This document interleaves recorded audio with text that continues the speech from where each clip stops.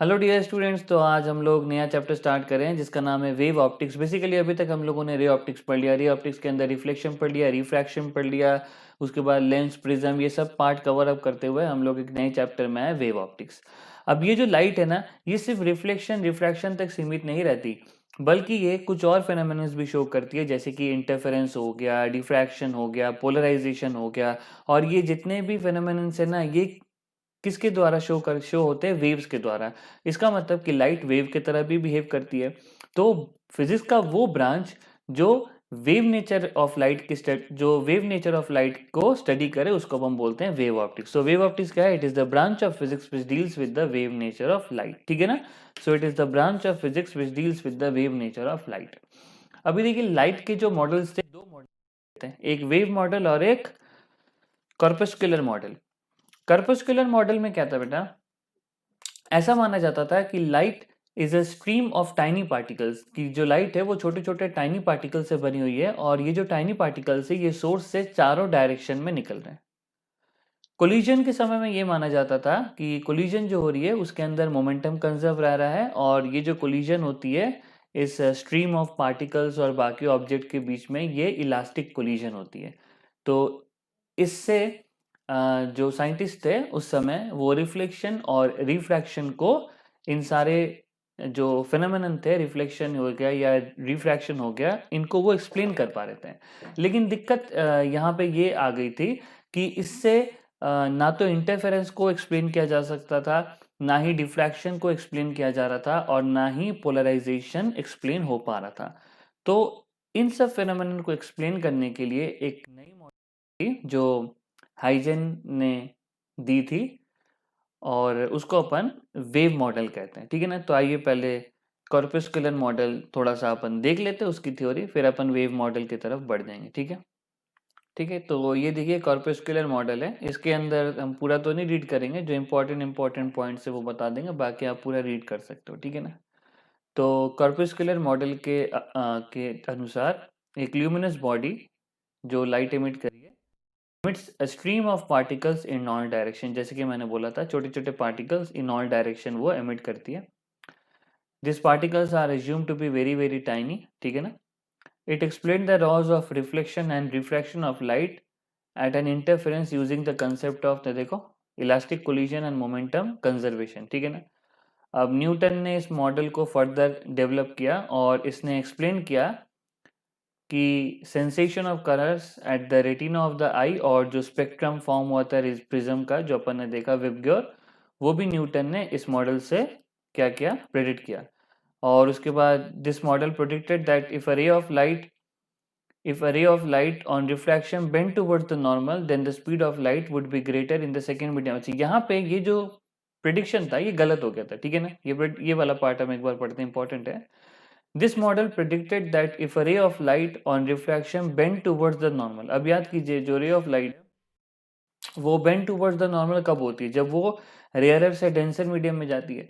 तो जब भी रे ऑफ लाइट रेयरर से डेंसर मीडियम में जाए, तो वो नॉर्मल के टुवर्ड्स बेंड होती है। और आपको पता है डेंसर मीडियम में या सेकेंड मीडियम में जो लाइट की स्पीड है वो कम हो जाती है। ठीक है ना?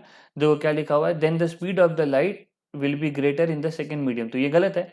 तो यहाँ पे कॉर्पस्कुलर मॉडल एक तो गलत हो गया। ठीक है ना? The prediction however proved wrong when Fermat formulated his famous principle of least time. तो फर्मैट ने अपना famous principle of least time मतलब किया, और इसको गलत प्रूव कर दिया कि ये जो प्रिडिक्शन है वो गलत। और अपन ने रे ऑप्टिक्स में भी पहले भी पढ़ लिया है कि जब भी रे ऑफ लाइट रेयर से डेंसर में जाएगी, वो नॉर्मल के टूवर्ड्स मूव करेगी, और हमें पता है कि डेंसर में जो स्पीड ऑफ लाइट वो डिक्रीज हो जाती है। तो सेकेंड मीडियम में स्पीड डिक्रीज होनी चाहिए, जबकि कॉर्पस्कुलर मॉडल बोल रहा था कि सेकेंड मीडियम में स्पीड इंक्रीज हो जाती है। ठीक है ना?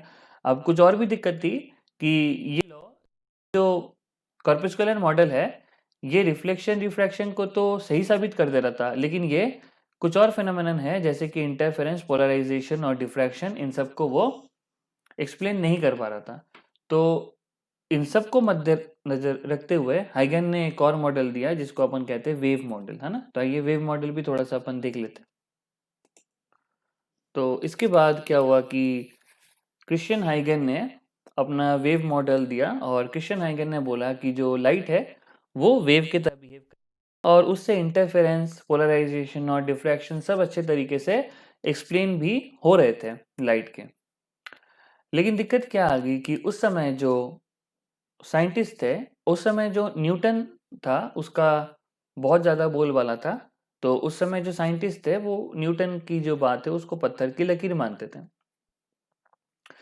अब वहाँ पे एक और प्रॉब्लम आ रही थी कि उस समय जो दौर था उस समय का, वहाँ पे ये माना जाता था कि किसी भी वेव को ट्रैवल करने के लिए मीडियम की बहुत ज़रूरत होती है, ठीक है ना? तो medium is important for a light to propagate. This was assumed, या फिर ये माना जाता था, अज्यूम नहीं, ये माना ही जाता था उस समय में, है ना? जबकि ये बात चल रही है। तो इसमें जो रेवोल्यूशन हुआ, वो सबसे पहला रेवोल्यूशन हुआ था जब थॉमस यंग ने अपना बहुत फेमस एक एक्सपेरिमेंट किया, है ना? डिफरेंस का, जो कि अपन पढ़ेंगे भी। और उसके बाद ये थ्योरी को थोड़ा-थोड़ा इम्पोर्टेंस दी जाने लगी, वेव थ्योरी को। और ये थ्योरी सबसे मतलब ये थ्योरी पे मोहर तब लग गई जब फैराडे ने ये प्रूव कर दिया अपने इक्वेशंस के द्वारा कि हाँ, लाइट भी एक वेव है ना? लाइट के अंदर, लाइट एक ऐसी वेव है जिसके अंदर वैरिंग इलेक्ट्रिक और मैग्नेटिक फील्ड पाई जाती है, और ये इलेक्ट्रिक फील्ड और मैग्नेटिक फील्ड दोनों एक दूसरे के परपेंडिकुलर होती है, और ये दोनों direction of propagation of light के भी प्रोपोर्शनल होती, sorry, direction of propagation of light के भी जो ये परपेंडिकुलर होते हैं ना, तीनों म्यूचुअली एक दूसरे के परपेंडिकुलर होते हैं। तो और आइंस्टाइन ने जब अपनी इक्वेशन से उस वेव की स्पीड भी निकाली, तो वो भी लाइट की स्पीड के बहुत ज़्यादा करीब ही आई थी। तो मैक्सवेल ने ये प्रूव कर दिया कि हाँ, लाइट भी एक वेव है, और रियलिटी में एक वेव को कहीं भी ट्रैवल करने के लिए मीडियम की ज़रूरत नहीं होती है ना? कुछ ऐसे भी वेव्स होते हैं जिनको एक जगह से दूसरे जगह में जाने के लिए मीडियम की ज़रूरत नहीं होती, जिसको अपन नॉन मैकेनिकल वेव्स भी कहते हैं। तो माइकल फैराडे ने ये प्रूव कर दिया, और जो वेव मॉडल है उसको भी एट लास्ट एक्सेप्ट कर लिया गया, है ना? तो ये पूरी की पूरी कहानी है वेव मॉडल की। चलिए एक बार इसको अपन देख भी लेते हैं, ठीक है ना? तो जैसे कि अपन वेव थ्योरी की बात कर रहे थे, तो ये जो वेव थ्योरी ना, इससे सबसे पहले किसने दी थी? क्रिश्चियन हाइगेन ने दी थी, ठीक है ना? अब देखो क्या लिखा हुआ है, during that period everyone believed in Newton's corpuscular theory. तो उस समय मतलब न्यूटन्स कॉर्पस्कुलर थ्योरी में सब बिलीव करते थे, ठीक है ना? और यहाँ पे देखो क्या है, देखो, so empowering was Newton's authority that scientist fraternity highly believed in Newton's theory. तो उस समय न्यूटन का इतना बोलबाला था कि जो साइंटिस्ट उस समय के थे वो मतलब उसकी बात को बिल्कुल पत्थर की लकीर मानते थे। हाइगन बेचारे ने अपना वेव थ्योरी दी, लेकिन no one readily accepted it, ठीक है ना? Light as a wave model was not accepted at it was believe, देखो, that wave necessary require a medium of propagation. तो उस समय ये मतलब माना ही जाता था कि वेव को आगे जाने के लिए मीडियम, वेव को प्रोपेगेशन के लिए मीडियम की जरूरत होती ही होती है। हालांकि ये theory reflection, refraction, interference, polarisation, diffraction सबको ही एक्सप्लेन कर रही है, हर चीज को एक्सप्लेन कर रही है, जो अपना कॉर्पस्कुलर थ्योरी भी करती है। और कॉर्पस्कुलर थ्योरी जो नहीं कर रही है उसको भी वेव थ्योरी एक्सप्लेन कर रही है। लेकिन फिर भी न्यूटन का दबदबा इतना था कि इसको माना नहीं गया। फिर धीरे धीरे करके जब लगभग 200 साल बाद, देखिए 1678 और 1801, लगभग मतलब 100-150 साल बाद जब यंग्स ने अपना फेमस एक्सपेरिमेंट किया, तब जाके थोड़ा सा मिडिल ऑफ 19th सेंचुरी में वेव थ्योरी को एक्सेप्टेंस मिलनी स्टार्ट हुई। अभी भी दिक्कत ये थी कि the wave theory failed to explain at the time was propagation of light in vacuum. अब बस एक ही दिक्कत थी कि लाइट वैक्यूम में कैसे जा रही है, ये उनके साइंटिस्ट के दिमाग में नहीं जा रहा था। उसके बाद फिर मदद करने के लिए आया मैक्सवेल। मैक्सवेल ने क्या किया था, देखो, Maxwell had developed a set of equation describing the laws of electricity and magnetism, and using this equation he derived what is known as wave equation of electromagnetic waves. मैंने फिर set of equation निकाला जो electricity और magnetism से related थे, और उससे इसने बहुत ही famous wave equation of electromagnetic waves दिया। फिर उसने इन इलेक्ट्रोमैग्नेटिक वेव्स की स्पीड भी निकाली जो कि c equals to 1/μ0 1/√μ0 into epsilon naught, और ये अपन ने इलेक्ट्रोमैग्नेटिक वेव में भी पढ़ा है, और मान लीजिए कि ये यूनिट एंड डायमेंशन में भी पढ़ा है, और ये बहुत बार आया भी एग्जाम में, नीट या जेई में, कुछ भी मान लो, ठीक है ना। और ये पाया गया कि लाइट की स्पीड से बहुत ही करीब थी। अब मैक्सवेल के अनुसार, है ना, light consist of varying electric and magnetic field, तो लाइट के अंदर वैरिंग इलेक्ट्रिक और मैग्नेटिक फील्ड थी, है ना। तो varying electric field magnetic field को प्रोड्यूस करती थी, और varying magnetic field varying electric field को प्रोड्यूस करती थी, ठीक है ना। ये सब अपन ने इलेक्ट्रोमैग्नेटिक वेव्स में ऑलरेडी पढ़ा हुआ है। और ये जो इलेक्ट्रिक वेव और मैग्नेटिक वेव डायरेक्शन ऑफ जो प्रोपेगेशन है, ये तीनों एक दूसरे क्या है, एक दूसरे के म्यूचुअली परपेंडिकुलर है, ठीक है ना। तो ये पूरी अपनी वेव थ्योरी की कहानी है ना। इंपॉर्टेंट है थ्योरी, है ना, अपने को आनी चाहिए। मान लीजिए कोई बोर्ड की तैयारी कर रहा है तो उसको एटलीस्ट ये तो पता होना चाहिए कि हाँ ये सारी चीजें स्टार्ट कहाँ से हुई। नेक्स्ट अपन आइए पढ़ते हैं हाइगेन्स प्रिंसिपल। आइए बच्चों हाइगेन्स प्रिंसिपल करते हैं। देखो जो हाइगेन की जो थ्योरी है ना, वो कंप्लीटली जियोमेट्री के ऊपर बेस की हुई है। हाइगेन्स थ्योरी या Huygens principle is completely based on geometrical construction. Huygens principle के अनुसार अगर हमें टाइम टी पर कोई भी वेवफ्रंट का शेप पता है, अगर हमें टाइम टी पर किसी भी वेवफ्रंट का शेप पता है, तो हम उस टाइम के बाद डेल्टा टी, उस टाइम से अगर हम थोड़ा आगे टाइम चल जाए डेल्टा टी, तो हम एक और वेवफ्रंट को बना सकते हैं। इसका मतलब अगर हमें पहले का वेवफ्रंट पता हो तो हम बाद वाले भी वेवफ्रंट बना सकते हैं। अब वेवफ्रंट क्या होता है? वो सारे पॉइंट जो सेम फेज में होंगे, उन सब पॉइंट का जो लोकस होगा उसको अपन बोलते हैं वेव फ्रंट, ठीक है ना। तो आइए अपन यहाँ पे वेव थ्योरी, हाइगेन्स की जो थ्योरी है उसको अपन पढ़ते हैं लाइन बाय लाइन, और ये बहुत इंपॉर्टेंट है, ठीक है ना। तो देखिए हाइगेन की थ्योरी क्या है, मेरे ख्याल से विजिबल तो होगी, है ना। देखिए Huygens theory is essentially based on geometrical construction, है ना। तो ये कंप्लीटली जियोमेट्रिकल कंस्ट्रक्शन पर बेस्ड है ना। इसके अंदर जियोमेट्री आती है। Huygens theory is essentially based on geometrical construction which allows us to determine the shape of the wavefront anytime, जो हमें किसी भी समय पर वेव फ्रंट का शेप डिटरमाइन करने में हेल्प करती है। हाइगेन प्रिंसिपल किस पर बेस्ड है? ज्योमेट्रिकल कंस्ट्रक्शन पर, जो हमें किसी भी समय पर वेव फ्रंट का शेप बनाने में मदद करती है। कब?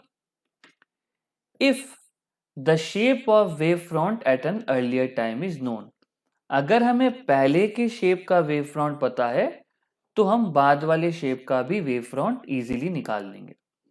अगर हमें पहले वाला शेप का वेव फ्रंट पता है तो हम बाद वाले वेव फ्रंट का भी शेप इजीली निकाल लेंगे, ठीक है ना। ये चीज पूरी क्लियर हो जानी चाहिए। वेव होता है, a wave front is a locus of points which are in same phase, ठीक है ना। तो वो पॉइंट के का लोकस, है ना, वो पॉइंट्स के लोकस जो सेम फेज में है उसको अपन कहते हैं क्या? उसको अपन कहते हैं वेव फ्रंट, ठीक है ना। जैसे कि अपन एक एग्जांपल देते हैं, है ना। मान लीजिए a stone drop on a pond, a stone is dropped on a pond, एक पत्थर को आपने तालाब में फेंका है। अगर आप किसी भी तालाब में किसी पत्थर को फेंकते हो तो क्या होता है? मान लीजिए आपने यहाँ पे फेंका, जहां पे का वो अपने एनर्जी का सोर्स बन गया और उसके चारों तरफ आप ऐसे देखोगे कि लहरें बनती है ना, ऐसे करके उसके चारों तरफ लहरें बनती है, ठीक है ना, ऐसे करके इसके चारों तरफ लहरें बनती है ना। तो अपन मान सकते हैं कि जो लहरें बन रही है ये कंसेंट्रिक सर्कल्स में बन रही है ना। वैसे मैंने ये डायग्राम जैसे बनाया वो सर्कल तो लग नहीं रहा है ना, लेकिन जो लहरें बनती है वो ऐसे लगता है कि इस तरीके से सर्कल में बन रही है, ठीक है ना। एक और सर्कल बना देते हैं। हाँ, तो कंसेंट्रिक सर्कल्स के रूप में बन रही है। अब देखो यहाँ पे हर पॉइंट का जो यहाँ पे हर पॉइंट में ये जो पानी का जो है ना, यहाँ पे हर पॉइंट में पानी का जो फेज होगा ना वो सेम होगा। तो अगर इस पॉइंट को आप जोड़ दोगे तो ये एक सर्कल वेव फ्रंट बन जाएगा। यहाँ पे हर पॉइंट में क्या होगा, फेज सेम होगा। तो अगर आप इन पूरे पॉइंट्स को ऐसे करके जोड़ दोगे तो ये क्या बन जाएगा, सर्कल बन जाएगा, ठीक है ना। अब हमें एक और याद रखनी है कि जो एनर्जी है ना वो इस वेव फ्रंट के परपेंडिकुलर ट्रेवल करती है। जो एनर्जी होती है वो इस वेव फ्रंट के परपेंडिकुलर ट्रेवल करती है ना। तो ये तो 2D में हो गया सर्कल। अगर आप यही चीज 3D में मान लो, अगर आप यही चीज 3D में ले लो, जैसे कि कोई पॉइंट सोर्स है ना, जैसे कि कोई पॉइंट सोर्स, ये मान लीजिए लाइट का सोर्स, तो यहाँ जो वेव फ्रंट बनेंगे ये स्पेरिकल बनेंगे है ना, क्योंकि 3D है ना। पानी में तो सिर्फ ऐसे सर्कल बन रहा था है ना। और अगर अपन इसको 3D में ला दें, इसको एक लाइट बल्ब की तरह देखें, तो लाइट बल्ब में जो लाइट होगी वो तीनों डायरेक्शन में जाएगी। तो ये चीज ऐसे ऐसे होते होते ऐसे हो गई, ठीक है ना। तो ये जो वेव फ्रंट है ये स्पेरिकल वेव फ्रंट है। तो ऐसे करके चारों दिशा में लाइट निकल रही है ना। तो जो 2D में जो सर्कुलर थी वो 3D में क्या हो जाएगा ना। थोड़ा सा हो सकता है कि कंसेंट्रिक आपको ना लगे, ठीक है ना। तो किसी भी पॉइंट सोर्स के लिए जो वेव फ्रंट होती है कैसी होती है, स्पेरिकल होती है ना, spherical wave front. Point source के लिए जो वेव फ्रंट होती है कैसी होती है, स्पेरिकल होती है। और जो एनर्जी होती है हमेशा याद रखना इस वेव फ्रंट के परपेंडिकुलर होती है। अब यहाँ पे अगर अपन लाइट की बात करें तो एनर्जी कौन होगी, लाइट ही होगी। तो the light will always be perpendicular to the wave front, ठीक है ना। तो यूं करके लाइट निकल रही है ना। मेरे ख्याल से 4 से ही आपको समझ में आ गया कि परपेंडिकुलर निकल रही है। अब मान लो कि सोर्स बहुत दूर है ना, सोर्स एट इनफाइनाइट, ठीक है ना। अगर सोर्स पॉइंट सोर्स नहीं है, सोर्स एट इनफाइनाइट है ना। मान लीजिए अगर ये पॉइंट बहुत दूर है तो आपको ये, मान लीजिए पॉइंट बहुत दूर है तो ये जो है ना, अगर ये बहुत दूर है तो ये अगर आप इसको एक सेक्शन काटो ना तो ये बिल्कुल प्लेन की तरह लगेंगे है ना। अगर सोर्स बहुत दूर है तो जो वेव फ्रंट बनेंगे वो प्लेन बनेंगे। या फिर आपको पता है अगर सोर्स इनफाइनाइट पे होता है तो जो लाइट रेज होती है वो बिल्कुल पैरेलल होती है ना। तो जो वेव फ्रंट बनेगा वो इस तरीके से बनेगा है ना, ऐसे करके वेव फ्रंट बनेगा ना, प्लेन वेव फ्रंट है ना। जो वेव फ्रंट बनेगा ऐसे करके प्लेन वेव फ्रंट बनेगा। आप देख पा रहे हो कि वेव फ्रंट जो है वो अगेन एनर्जी के परपेंडिकुलर है, ठीक है ना। तो यहाँ पे अपन ने प्लेन वेव फ्रंट बना लिया, ठीक है ना। अब आइए यहाँ पे हाइगेन का प्रिंसिपल अपन एक बार और देख लेते हैं ना, है ना। तो एक बार और देख लेते हैं, देखिए thus in a way Huygens principle is based on geometrical construction which allows us to determine the shape of wavefront at any time। तो किसी भी टाइम में shape of wavefront हमें मिल जाता है अगर shape of the wavefront at an earlier time is known, ठीक है ना। तो ये था हमारा हाइगेंस प्रिंसिपल। अभी प्रिंसिपल हुआ नहीं है, अपन नेक्स्ट क्लास में इस हाइगेंस प्रिंसिपल से एक वेव फ्रंट से दूसरा वेव फ्रंट बनाना सीखेंगे, ठीक है बच्चों। क्योंकि क्लास लंबी खींच रही है, 20 मिनट ऑलरेडी हो गए। तो चलिए मिलते हैं अगले क्लास में, है ना।